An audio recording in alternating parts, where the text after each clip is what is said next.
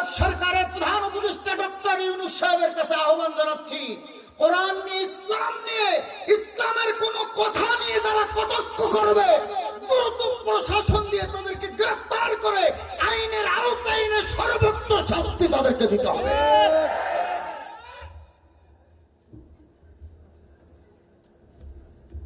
শুধু তাই না, আরো বলছে তোমরা পর্দা করে কলেজে এসেছো কেন, তোমরা মাদ্রাসায় যাবে।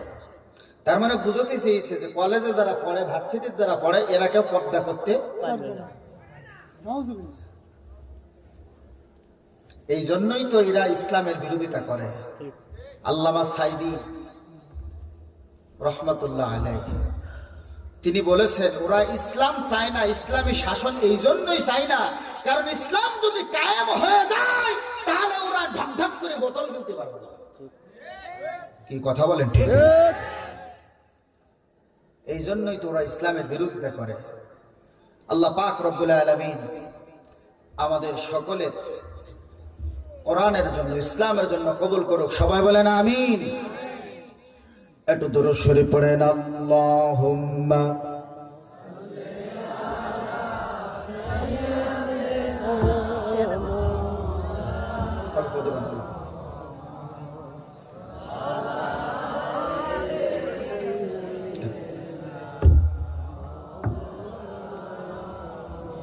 সবাই একটু কালিমা পড়েন। লা ইলাহা ইল্লাল্লাহ, লা ইলাহা ইল্লাল্লাহ, লা ইলাহা ইল্লাল্লাহ, লা ইলাহা ইল্লাল্লাহ।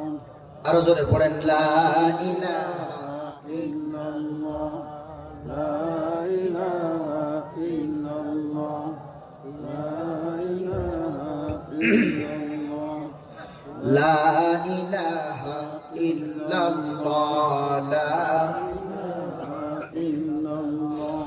উমাইয়া বলে সুমাইয়া রে, উমাইয়া বলে সুমাইয়া রে, নবীজির কালিমা ছাড়িয়া দে। সুমাইয়া বলে জীবন দেব, শহীদ হব, তবুও নবীজির কালিমা ছাড়ব না। সবাই সবাই মোহাম্মতে জোরে জোরে বলেন।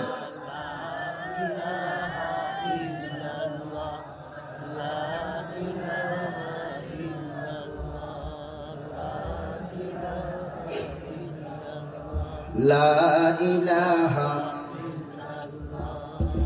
লা ইলাহা ইল্লাল্লাহ মুহাম্মাদুর রাসূলুল্লাহ। বলুন সাল্লাল্লাহু আলাইহি ওয়াসাল্লাম। সম্মানিত প্রাণপ্রিয় ভাই ও বাবাজিরা, পদ্মার আড়ালের মা ও বোনেরা, বিশেষ করে কবর যেহেতু পাশে, একটু খেয়াল করেন আম্মা জান এবং আমার সামনে যারা, এই কবর রাসূল করিম সাল্লাল্লাহু আলাইহি সাল্লামের যুগে ছিল কি ছিল না? ছিল না? নবীজি নিজে জান্নাতুল বাকিতে দাঁড়িয়ে দুহাত তুলে চাঁদের রাতে আল্লাহর কাছে কবরবাসীদের জন্য দোয়া করেছেন। সুবহানাল্লাহ বলেন। আমাদের এই যে মাস চলতেছে আরবিতে, মাসের নাম কি? রজব। দেখেন অনেকে কিন্তু বলতে পারে এই রজব মাসের নাম আমাদের জানা দরকার আছে না? কিন্তু আমরা যদি বলি ইংরেজিতে কোন মাস চলতেছে, এটা কিন্তু সবাই জানে। আর তার জানার কারণও আছে, 31st নাইটও পালন করে এই মুসলমান। এটা কি মুসলমানদের কালচার? এই 31st নাইট পালন করা যাবে আমাদের? 14 ফেব্রুয়ারি এগুলোর ভিতরে আমরা খুব ঢুকে পড়েছি। আমি আমার প্রিয় যুবকদেরকে অনুরোধ করব, যুবক, ইসলামের সাথে এই 14 ফেব্রুয়ারির এই 31st নাইটের কোনো সম্পর্ক নাই। এখানে যুবকদের যা দোষ, তার থেকে ডবল দোষ হলো তার অভিভাবকদের। দাওয়াত নাই আর হবে না, এটাই ফাইনাল। কিন্তু হক কথা তো বলতেই হবে অবশ্যই। যুবকেরা টাকা পায় কোথা থেকে? আপনার পিতার পকেটে টাকা পায়, মায়ের কাছ থেকে টাকা পায়, অভিভাবকদের থেকে টাকা পায়। সেই টাকা নিয়েই তো তারা ফুর্তি করে। আপনারা যদি টাকা না দিয়ে তাদেরকে শাসন করেন, তাদেরকে আদব দেন, ভালোবাসা দেন, ইসলামের কথা বুঝান, তাহলে তারা তো ওই পথে হাঁটে না। কিন্তু আপনি নিজেই তো ইসলাম মানেন না, তো সন্তানদের কি বুঝাবেন? কি কথা বলেন, ঠিক কিনা? আমরা নিজেরাই তো অনেকে ইসলাম পালন করি না। ফজরের নামাজ যদি বাবা মা না পড়ে, সন্তান উঠিকে মসজিদে তাহাজ্জুদ পড়তে যাবে? যারা বলেন আগে পিতা মাতাকে নামাজি হতে হবে, তারপরে না সন্তান নামাজি হবে, বাবা মার খেদমত করবে, এটা আপনি আশা করতে পারেন। কিন্তু খেদমত করে না, তাই চেয়ারম্যান মেম্বারের কাছে শুধু দৌড় মারেন, নালিশ করেন যে আমার সন্তান আমাকে দেখে না। এটার জন্য চেয়ারম্যান মেম্বার হুজুর কি করবে? এটার জন্য তো দায়ী আপনি নিজে। আপনি আপনার সন্তানকে সুশিক্ষায় শিক্ষিত করেননি, ইসলাম শিক্ষা দেননি, কোরআন শিখাননি, ইসলাম বুঝাননি, মাদ্রাসায় পাঠাননি। এখানে মাদ্রাসা আছে না? এই মাদ্রাসায় আপনার সন্তানকে আপনি পাঠাননি, কোরআন পড়াননি, হাদিস পড়াননি। এই মাদ্রাসায় আপনি যদি পাঠাতেন, এই মাদ্রাসায় পড়ে যারা হাফেজ হয়, আলেম হয়, মুফতি হয়, মুহাদ্দিস হয়, যারা মসজিদে ইমামতি করে, মাদ্রাসার শিক্ষকতা করে, আপনারা সারা দেশ তন্ন তন্ন করে খোঁজেন কোন আলেম তার বাবা মাকে খেদমত করে না, ভাত খেতে দেয় না, বাড়ির থেকে বের করে দিয়েছে। এমন একজন আলেম বের করেন, হাফেজ বের করেন, যে তার বাবা মাকে বৃদ্ধাশ্রমে রেখে এসেছে।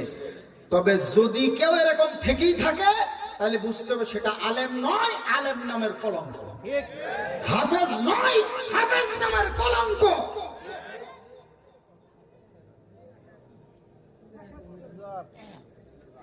আপনারা কি রাগ করতেছেন?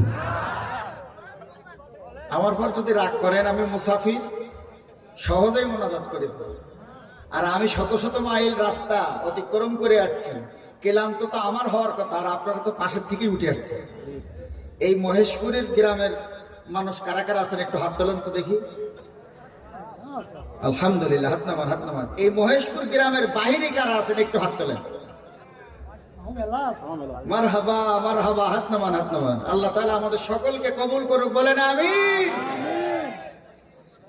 আল্লাহ পাক রব্বুল আলামিন কোরআনের ভিতরে অনেক গুরুত্বপূর্ণ মেসেজ দিয়েছেন। রাসূলের সুন্নাহর ভিতর থেকে আমরা অনেক তথ্য পেয়েছি। বিশ্বনবী সাল্লাল্লাহু আলাইহি সাল্লামের সাহাবী এবং নিজের জামাই হযরতে উসমান জিন নুরাইন, ওনাকে উসমান গনিও বলা হয়, জিন নুরাইন বলা হয়। কেন বলা হয়? উসমান গনি মানে উনি ছিলেন সম্পদশালী, ধনী, গনিয়ুন, উনি ছিলেন ধনী। আবার দানের দিক দিয়েও ওনার হাত বিশাল লম্বা। সুবহানাল্লাহ। দান করার কথা যখন আমাদের হুজুরের স্টেজে বলে, অনেকের মুখ নিচু হয়ে যায়, অনেকে মুখ উঁচু করে ওয়াজ শোনে, কিন্তু টাকা চাইলে মুখ নিচু। অনেকে পছন্দ করে না। রাসূলের সাহাবী নবীজি যদি দানের কথা বলতেন, সাহাবীদের ভিতরে প্রতিযোগিতা লেগে যেত কে বেশি দান করতে পারে এবং কে আগে দিতে পারে। সুবহানাল্লাহ। আমি কিন্তু তাই বলি টাকা চাচ্ছি না, আপনারা ওইটা মনে করবেন না। আমি এটা কথার প্রসঙ্গে এসে গেল তাই বলছি। বিশ্বনবী সাল্লাল্লাহু আলাইহি সাল্লামের সাহাবী এবং জামাই উসমান গনি, আবার উসমান জিন নুরাইন, দুই নূরের অধিকারী। নুরাইন মানে দুই নূর। নবীজির প্রথম এক কন্যা সন্তান দিলেন, সেটা মারা গেল। দ্বিতীয় আবার এক কন্যা সন্তান দিলেন। নবীজির 4 কন্যা সন্তান। কয়জন? এই 4 জনের দুজনই উসমান পেলেন, কিন্তু দুজনেই মারা গেলেন। যখন নবীজি বললেন যদি আরো কন্যা সন্তান থাকতো আমার, সেটাকেও আমি উসমানকেই দিতাম। আল্লাহু আকবার, আল্লাহু আকবার। আর আমাদের সমাজের শ্বশুররা একবার মেহেদি যে ভুল করেছে,